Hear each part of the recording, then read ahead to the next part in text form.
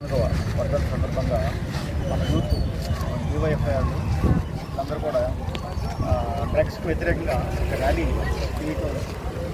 తీయబోతున్నారు. చాలా మంచిది. ప్రపంచంలో కానీ, దేశంలో కానీ, రాష్ట్రంలో కానీ, జిల్లాలో కానీ డ్రగ్స్ మరియు మత్తు యువతను పెడదవలకు తీసుకెళ్తుంది.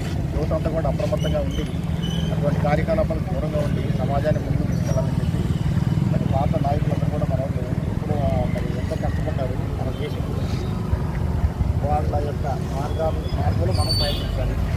అట్లా పయనిస్తేనే మన దేశం కానీ, రాష్ట్రం కానీ ఇంకా మనం ముందుకు అందరం కూడా డ్రగ్స్కి దూరంగా ఉండాలి. మనం ఉండటమే కాదు, మన కుటుంబ సభ్యులు, మన పరివారం, మన బంధువులు అందరూ కూడా డ్రగ్స్ నిర్మూలించే విధంగా చేయాలి.